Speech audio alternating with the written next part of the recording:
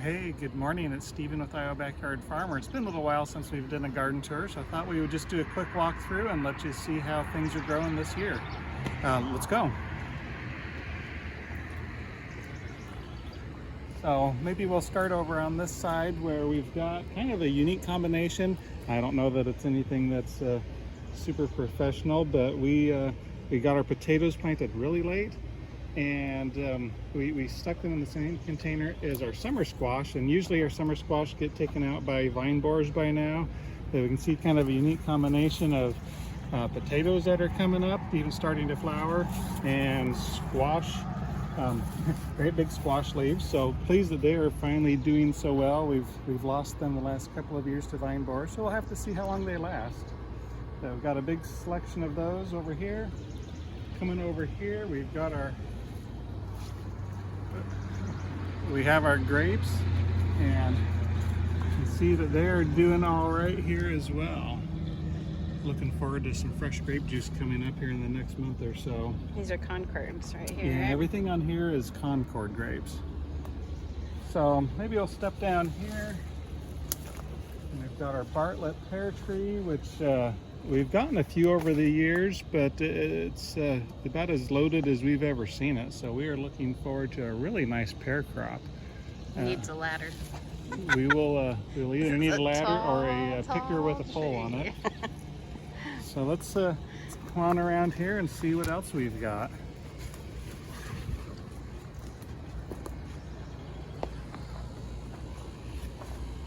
We added to our blueberry patch this year, brought in 3. We didn't have a good spot ready with the soil pH lowered like we needed it to be, so we just put them in these containers for now. We'll see how they go.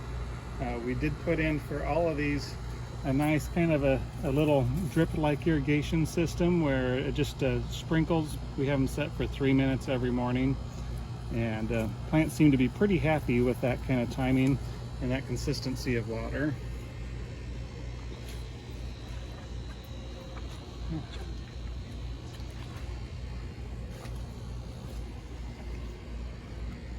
Grab the blueberries that come through here. And this year we're also trying some little Bushel and Berry brand blackberries and raspberries. So we will have to see how those go. We'll let you know. But so far the plants look pretty happy. Talk to me about your big blueberries. They're my favorite spot. And this year we have had an amazing harvest of blueberries. These plants are about 5 years old. It took 3 years for us to get the pH to a level, the soil pH to a level that they'd produce pretty well. But we've been harvesting, oh, I don't know, like 4, 5, 6, 8 cups almost every day. And blueberries are an absolute favorite of ours, and they're doing really, really well. And over here we can see blackberries that are really starting to come into season for us as well. Normally our blackberries don't make it through the winter, and we have to wait till the fall to get much of a harvest, but this year was warm enough that we did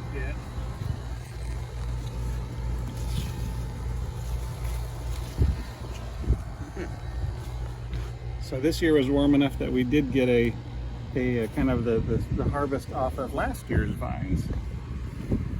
So forgive me while I eat as we go through here. Breakfast in the garden is my favorite. Have breakfast in the garden.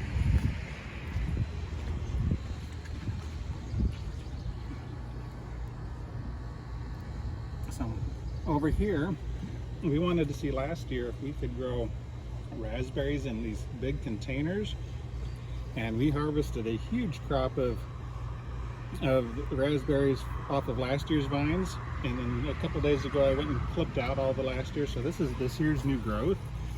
So while I don't know how many years this will last, I can tell you that this Prelude variety has done really, really well on these containers. And we do have them set on a timer, an irrigation timer as well, so they get hopefully just the right amount of water. You see, looks like we've got some Japanese beetles that are coming in here, but if all we see is 1 or 2, that's not the end of the world. Some more squash, and boy, there's like 4 bees in that one. So finally can get some good pollinators to come out this year. Over here we've got our peach tree, which has been absolutely loaded. We did try to thin a bunch of stuff, but it looks like I missed a branch. Usually we get a cold snap during the winter, which kills the buds. This year was warm enough that our tree is so loaded. It used to be about 12 feet tall. It's Now only this tall. It's about Where'd it go? 5-6 feet tall, so it is really weighed down with peaches this year.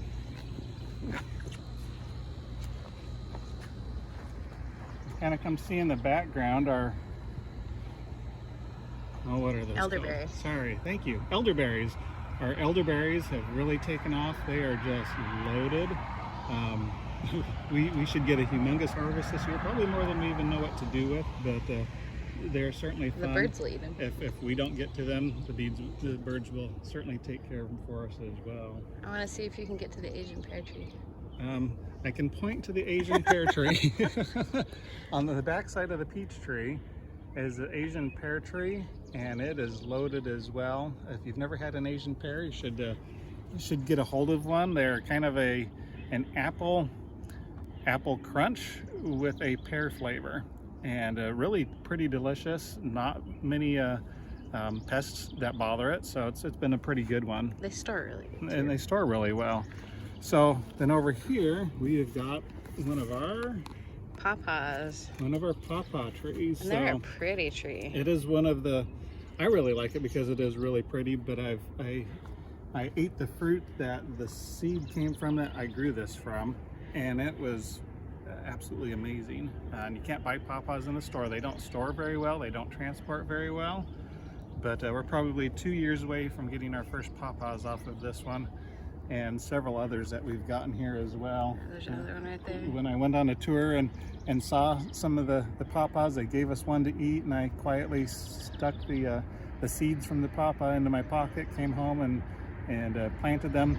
It took about 4 months. so it probably took like 3 months before anything emerged. It was 4 or 5 months before we could actually do anything, before they got big enough to transplant them out.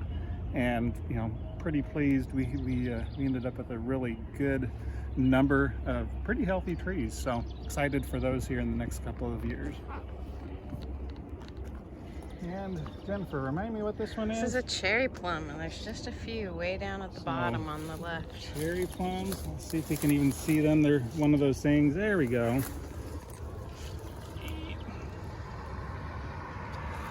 So this is. It's only a couple of years old. Planted this one 2 years ago, and it has really taken off this year. So cherry plums, another delicious fruit. Let's see. Let's head over this way. It's so much harder to walk around the garden It in is July. getting hard to go through here. I've got a new, what is this? I think it's called a Ruby Crush. I have to Apple, look. yeah. It's a new apple that's really disease resistant, which is something we really wanted. And our Mac-free. Mac-free apple tree is fairly loaded. We didn't do anything to try to prevent insect damage, so we will see. I see very few with insect damage, so it's pretty exciting. This is by far the biggest apple crop that we will have ever gotten. The tree's just a couple of years old. Now look over here. And I come over just behind us here, and our plum tree. This is our alderman plum tree, and we were told we would not be able to get any kind of a crop off of it unless we had a second plum tree, which Maybe cherry plums count? which is going to be delivered in like 3 days. So somehow we got a really good plum crop on here, even without having another plum tree on our property.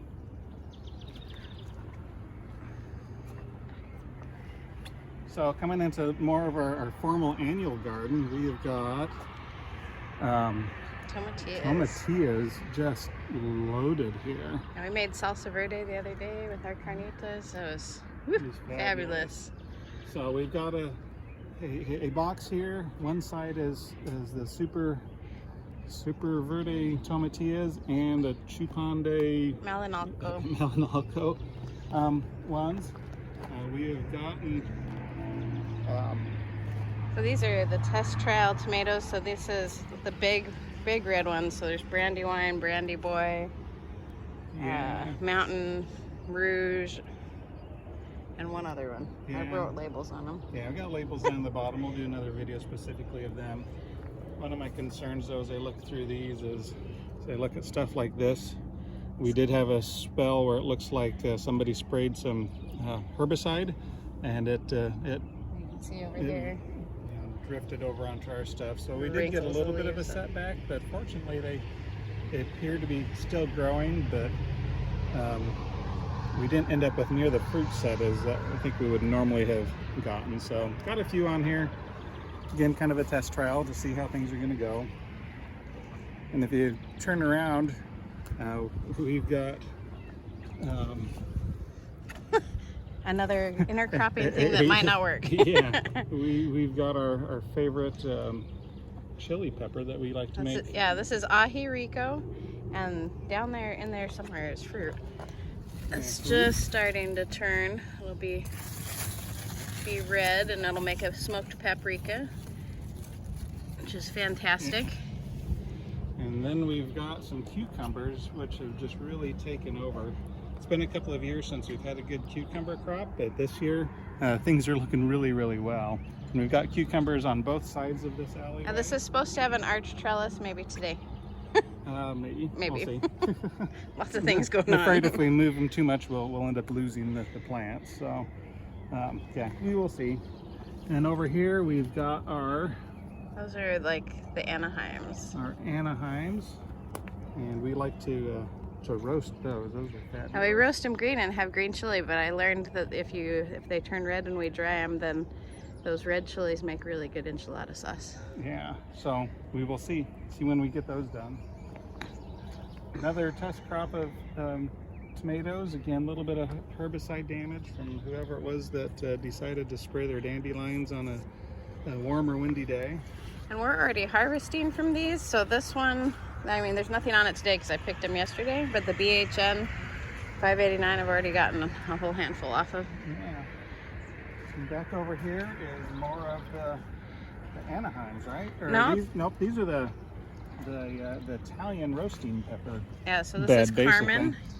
This is going to be a red sweet pepper. And this whole row is, I think there's one turning red down there, just one more down there. Yeah, so but the plants are fairly loaded. These are good looking. Oh, and here's one that is just Turning red. starting to turn red. Give it a day or two and it will be just perfect. And then we have the Big Daddy, Golden Big Daddy in here too. Is that on the other side? Yep. And the emerald green. So red, yellow, and green sweet peppers. You see, that's Emerald It's an Giant. Emerald Giant, so that's a nice. And we picked several of these already too. And then these are the Golden Big Daddy. Golden Big Daddy. So And look how big that is. Just for reference. Oh, pan out. It's a huge, beautiful, sweet pepper. They're absolutely amazing.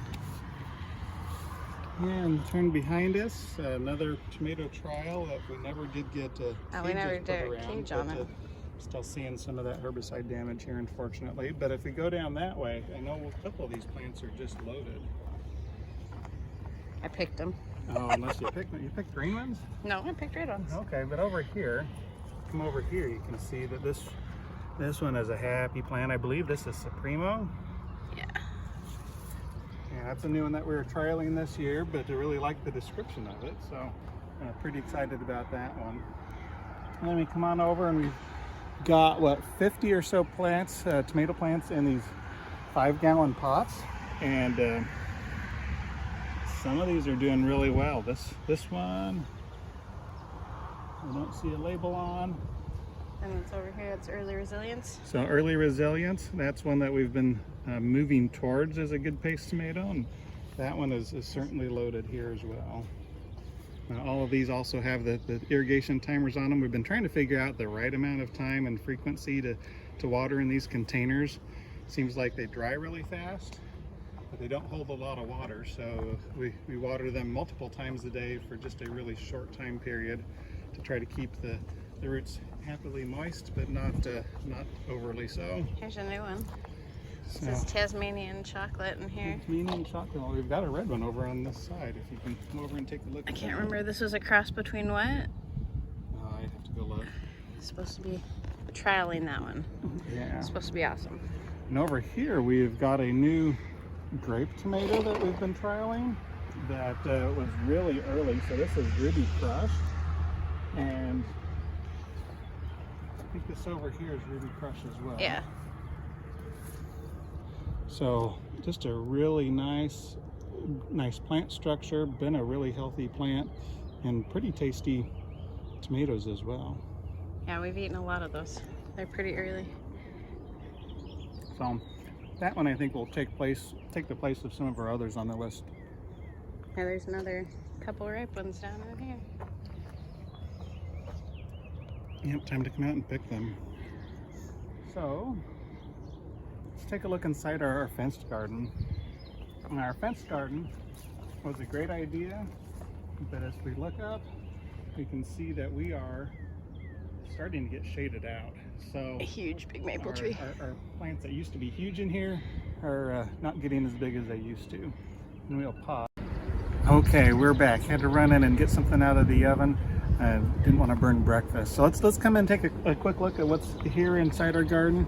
And actually the first thing I'll do is take a peek outside, because we couldn't see it easily before, is our aronia berries. They're about 4 weeks away from being harvested. They Right around the state fair. always pick them around the state fair. Always super duper productive. As we kind of look in here, we'll just take a quick look down some of these aisles.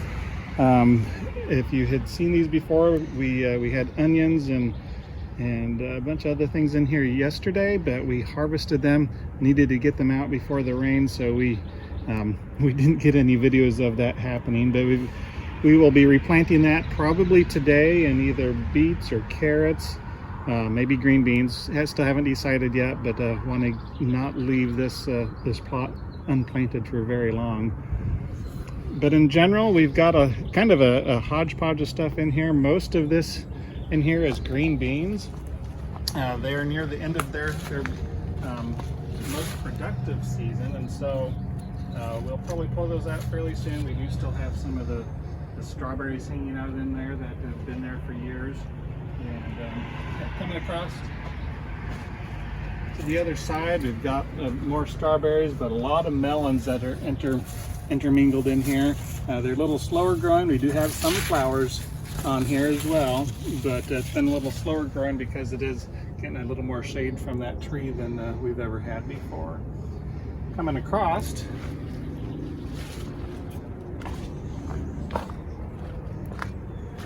coming across here in the center bed is our indeterminate tomatoes, and this end they're a little taller, that end they're a little shorter, just because that far end gets a little bit more shade. But generally speaking, our indeterminate tomatoes are doing all right this year. I do need to come in here and wrap the last week's worth of growth or so. But anyway, overall they're looking pretty good. So good that I think we're not the only ones that are trying to eat them. And I'll show you that in just a minute. This here, as we walk by, it does need to be wrapped, is our Too Tasty, which we are trialing this year. It's supposed to be super duper sweet.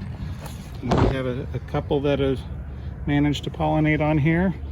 This plant broke to the ground and tried to recover it, and ended up breaking just a single stem off, stuck it in the ground over here, and that one is growing as well. Take a few steps down in here. We do have some pretty good looking granaderos, so they're doing all right. We got a couple that are starting to get ready to harvest. And I picked a whole bunch yesterday. And I'm curious, when you picked a whole bunch, was that there yesterday? Nope. Okay. No, we might have a friendly neighborhood. I saw some scat 2 days ago that made me think, oh no, maybe the raccoons are back. Now that I see that, I can tell you that the raccoons are getting in and trying to harvest before we do. So we'll have to do something about that, because I want to harvest my tomatoes. Just quick glancing on the other side, we have got a bunch of... It's our cucumber trial year. Our cucumber trials, which is getting fairly shaded out, unfortunately, but I'll do some tree trimming today. And we picked a bunch yesterday, like 20 pounds, so there's not much. But this is H19 Little Leaf, and you can see how small those leaves are. But look at how many flowers are on But it. yeah, That thing is there's just loaded.